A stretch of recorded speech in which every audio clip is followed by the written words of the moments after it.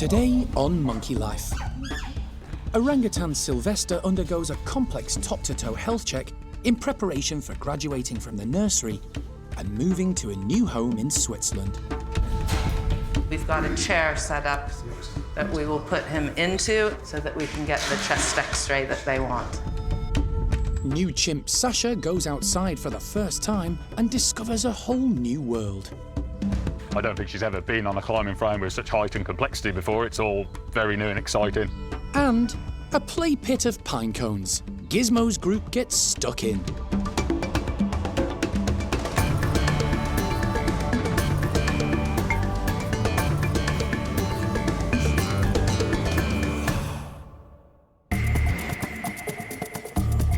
Monkey World in Dorset, buried deep in the English countryside, is the largest sanctuary of its kind on the planet.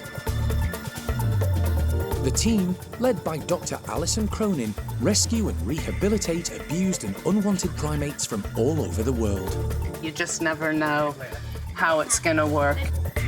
The park provides a home for more than 260 primates from 25 different species.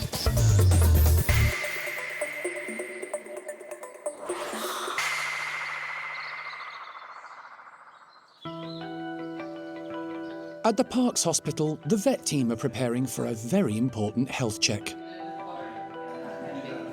If you clip him and then put a line in, and I'll do the TB test and get some bloods, and we need to check his microchip. Getting to this point has been a long time coming, with a lot of hurdles to overcome. But the team are optimistic that finally everything is set for Orangutan Sylvester to move to a new home at Basel Zoo in Switzerland. We're having Sylvester into the hospital for a basic health check, blood panel, chest X-rays, all of those things, because this is the first step in preparing Sylvester for his graduation from our orangutan nursery. The health checks are very important and must be carried out in full before Sylvester is allowed to travel to Switzerland. Moving him to Basel Zoo has various obligations in terms of doing health checks. They want to ensure that all of their animals remain healthy. And so whenever an individual is moved to a new place, it's often that they have full health check. James from the primate care team has already given him an anaesthetic by hand injection. The 35-kilogram young adult is moved quickly from his house to the hospital, while being constantly monitored. Great, thanks guys.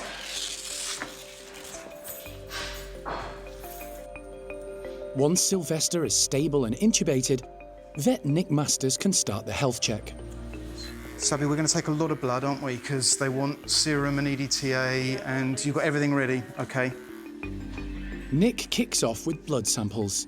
They'll be sent to a laboratory for numerous tests and analysis. We're going to do, some routine profile on him just to look at his organ function and blood production and everything, but also the collection he's going to, and in general, we want to do some extra testing around viruses and have some material in a bank, etc. With the lights dimmed, next Nick performs an ultrasound to examine Sylvester's vital organs and look for any abnormalities. So all of this tissue here is liver, and this sort of bright white line is diaphragm, and you can see heart beating beyond it. It's quite a nice image. It looks very normal. All good, all clear? Yeah, it looks all completely normal to me. Yay. We'll move on to the TB test now. It's a tricky procedure. A tuberculin solution is injected as close as possible into the edge of the upper eyelid. Sylvester will be checked every 24 hours for 3 days to see if he reacts to it. If he doesn't, it means he's all clear. Super. OK, done with that.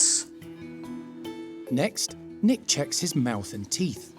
Upper incisors are all there, aren't they? Nothing even chipped. Those are the same. Yeah, it looks absolutely excellent. After the examination, it's time for X-rays. Orangutans have large, complex air sacs that extend from the throat sac under their armpits and around the back. And Basel Zoo want clear images of Sylvester's lungs.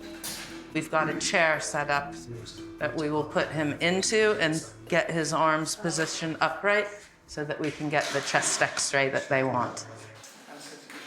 It means the young orangutan needs to be in an upright position. Yeah. If somebody holds the tube for me. Which isn't easy.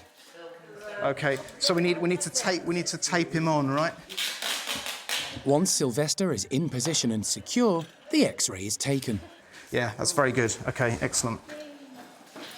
Sylvester is quickly released from the awkward position, and the health check is complete.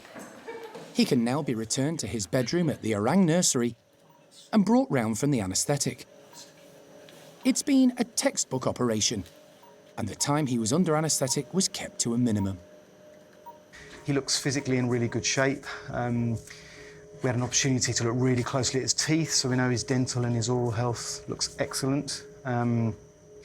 We scanned his liver, and his liver looks completely normal.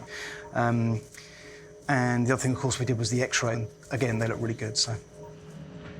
As Sylvester begins to come round, he's unaware that he's one step closer to a new life as head of his own group. It's been a little over a month since the park welcomed 2 chimpanzees from Argentina, mother and son Sasha and Kangu. The pair have joined Brian's group, and introductions have been progressing, albeit with mixed results. Sasha has met everyone and is getting along particularly well with Brian and Nari. But Kangu's introductions haven't gone quite so well. Sasha is incredibly protective of her son and a little jealous when he meets the others. This causes him to become stressed and puts the rest of the group on edge. The chimp team are keen to move things on. Today they're going to let Sasha outside with 3 of the group, in the hope she'll be too occupied to notice when Kangu is meeting other chimps inside. Hoping for the best. She goes out and explores the space. We've tried to prepare her as best we can. We've built a nice little subgroup around her to kind of be that emotional support for her when she goes out into a new scary environment, because she's not going to have Kangu with her. She's a bright girl, and I think she's desperate to get outside. So yeah, I'm just so happy that she's finally going to get to go out. Brian, Nari and Lulu are already in the enclosure as Sean opens the slide to let Sasha out. Big boss Brian gives her an enthusiastic welcome before she sets off to explore. Sasha and Kangu had outdoor and indoor space at their Buenos Aires home, but nothing on the scale of Brian's enclosure. The climbing frame is 15 metres high. She's obviously a little bit nervous. You can kind of see it in her face as she's going around, and this is all very, very new, completely different country and climate. I don't think she's ever been on a climbing frame with such height and complexity before. It's all very new and exciting. She's got Tuan, a big, massive orangutan staring at her. So yeah, it's going to be a nervous day for her, I think. But yeah, you get used to it in the end. It's early days and looking very positive so far. Nari casts herself in the role of Sasha's chaperone, following her wherever she goes and offering reassurance. There's a lot to take in, not just the new surroundings, but everything outside the enclosure too. Lots of other primates are visible from the top of the climbing frame, but Sasha takes everything in her stride. It's kind of like the perfect moment when you rescue a new chimp, just to see them go outside and be in the group and, you know, feel the grass under their toes for that first time. Physically, it's going to be a huge benefit. You know, they're meant to be up and off the ground, they're meant to be climbing, they're meant to have these complex spaces, and that is exactly what she has now. Yeah, it's just wonderful, but it's another stepping stone, which is great, but we've still got a long, long way to go.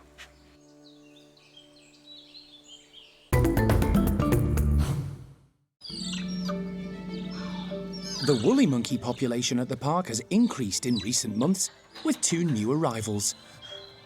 Bonita, who is Olivia's first baby, and Levi, son to super mum Zingu. They're all part of Levar's group, which now numbers 9. The new additions have meant space is becoming a bit tight at their house. As a result, the primate care staff have decided to change things around. Lavar's troop are going to swap house and enclosure with Enzo's troop of 6. It's really nice and stimulating for them. Yes, these guys are territorial, but giving them a change of scenery can just add a lot of stimulation and a lot more fun for the kids as well to explore a new environment. Also, we've got a group of 9 here now, so we think that maybe they could do with moving into our new big woolly house, which is located at the pond enclosure. Enzo's troop will be first to make the move. All looking very eager. It should be all fairly straightforward. There's a large system of tunnels connecting Enzo's pond enclosure to Lavar's caged enclosure. Come on then. 1, 2, 3, 4. But first, Sharon lets the group into familiar territory. The pond enclosure. They charge through, expecting to find a healthy breakfast. Good girl. Are they all out? I know they're probably thinking there's something exciting out there now. Good girl. But they're going to be disappointed. Sharon is saving that for when they reach their new home. Right, OK. Time for the next stage. Go, Willy Monkeys! Yeah! Come on, everybody! Enticing the group of 6 into the tunnel connecting the enclosure to Lavar's smaller caged enclosure. Yeah, well done. Good boy, Enzo. And then straight on into the forest enclosure, where breakfast is waiting for them. Apart from Isla, it's unfamiliar territory. But they're not daunted. That's everybody. Well done. Oh, not back that way, mister. Oh, good boy. Go and explore. They've all made it, and there's lots of excited trills and contact calls as they start to explore the new space.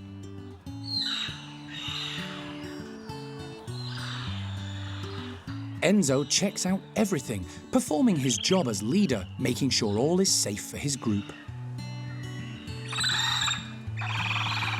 Pakaya concentrates on her maternal duties. She's mum to Enzo's 2 daughters, Enya and Esme. Both are growing up fast and becoming independent little characters.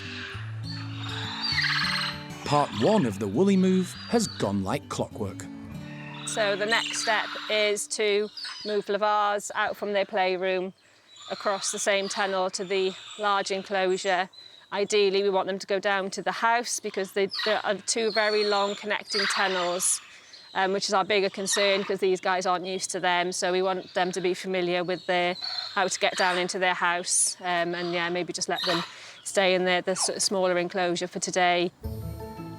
This group is larger, with 9 members. 2 are barely 6 months old. Come on then! Well done! Bonita is Olivia's first infant, and she seems reluctant to move through to the new enclosure. Come on then! Olivia is a young mum, keen to protect her baby. The tunnel and enclosure are all new, and she's unsure what to do. Even encouragement from her own mum, Zingu, isn't enough to persuade her through. She's just trying to figure out what to do, but it's a completely new stretch of tunnel, entering a completely new territory. So she's got a little baby. You can understand her being a little bit cautious as to where she's going to go with her little one. So it's a waiting game. Lavar goes back to try and encourage her. Come on then! It works. Olivia finally summons the courage to enter the enclosure with Bonita on board. Just one more step. Now all 9 need to go into the caged enclosure next to their new house. This time, they don't need much encouragement. This way, kids! The move is complete, with 15 woolies moved without the stress of being crated. Enzo's group now have the space of the large forest enclosure to enjoy. and Lavar's group get to discover their new space, which will include the larger indoor facilities. For the Woolly team, it's job well done.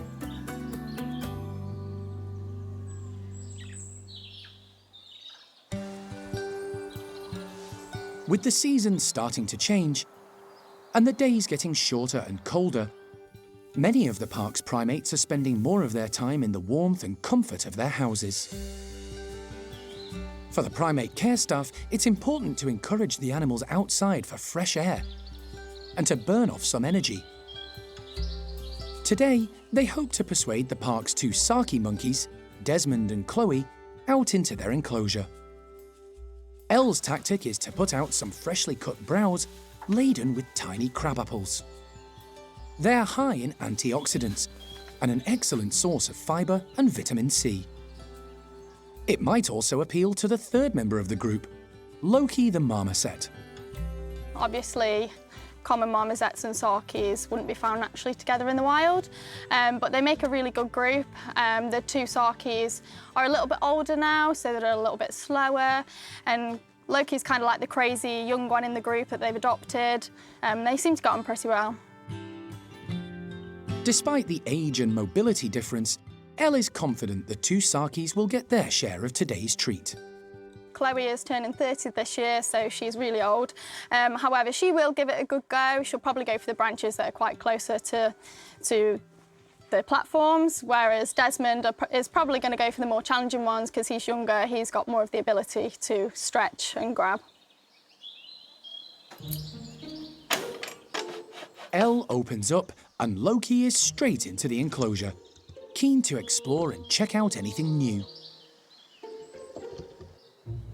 His first move is to start gouging into the fresh bark to release the sap. Then he scent marks the branches, claiming them as his territory. Saki monkeys and marmosets, like humans, have colour vision, so they have no problem spotting the bright fruits amongst all the foliage. Chloe is the more adventurous of the pair. Straight away, she tucks into a juicy crabapple. White-faced Saki monkeys eat mainly fruit. They have robust incisors and canines, allowing them to break through tough skins and shells. Their diet also consists of seeds, nuts, leaves, and insects. The pair are devoted to each other, and Desmond is very protective of his mate. Wherever she goes, he follows. They're never apart for long. The enclosure has been adapted to accommodate the elderly Sakis, but still has plenty for a lively and energetic marmoset to enjoy. The enclosure is really well built for the both of them. We've got some really high branches, we've got some low branches and platforms dotted around the place. And not just that, some ladders to make it easier for our old Sakis to get around in comparison to Loki, who can jump through the branches. The trio are savouring today's treat, and the team plan to leave the branches in place to give them the opportunity to forage and enjoy the browse for as long as they like.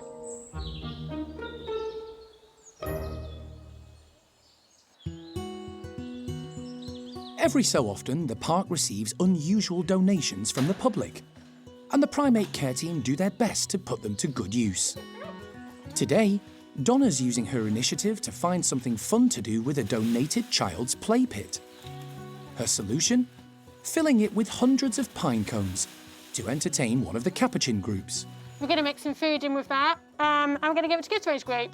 It's pretty simple, very natural, encourages foraging behaviour, so hopefully they're going to really like it. So these are just pine cones that have naturally fallen, so they're going to have all sorts of bugs and creepy crawlies and stuff in them as well. They've actually been lying around for quite a while now, so they'll not only get the food, but they'll get whatever else they can find as well. Donna is adding some bananas into the mix, including the skins, which the Capuchins also like to eat. The Capuchins are really notorious for just chewing their food and then spitting out all the skin and bits like that, so they don't actually get a lot of fibre in their diet. So when they do eat the banana skin, it's really good for them. The play pit is ready, and the Capuchins are let into the enclosure. There are only 6 in this group, and they're led by Gizmo, the only male. He's attracted by the play pit straight away and starts to forage enthusiastically. The rest of the troop are females. 4 of them, Sophia, Ginger, Maddie and Maggie, were rescued along with 84 others from a Chilean laboratory in 2008. Chuck was a victim of the British pet trade and arrived at the park 3 years ago. Like Gizmo, she was being kept in appalling conditions in a totally inadequate outdoor space. She had just one tiny lamp to keep her warm in extremely cold conditions, a poor diet, and no companionship. She arrived at Monkey World with little knowledge of how to be a Capuchin. But her turnaround has been remarkable. All of her behaviours have really come on leaps and bounds. She really didn't know how to act like a Capuchin at all when she first came. Even things that we take for granted with our guys, like urine washing and anointing behaviours with things like chilies and onions. She would just sit there looking at the others like, what are you doing? Whereas now you give her an onion and she absolutely loves it. She gets right in there, chews it up and gets it all over her body. The girls have all hung back while Gizmo tucks in. But now it's their turn, and they're all keen to forage. Maddie is the dominant female. She searches for any banana left by Gizmo before an insect catches her eye. Got it! Capuchins are problem solvers, able to manipulate objects with their hands very much like humans.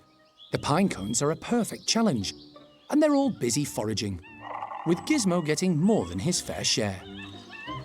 I think once he realised that there was banana in there, he's now having a whale of a time. The girls are probably going to be a little bit reluctant to go over whilst Gizmo's there because he can be a little bit unpredictable sometimes. But hopefully he'll get bored and then give everyone else a little go in a minute. The play pit has been a success, replicating natural foraging behaviours. It's given the 6 Capuchins something to think about and kept them stimulated and interested. And in the coming days, they can rummage to their heart's content.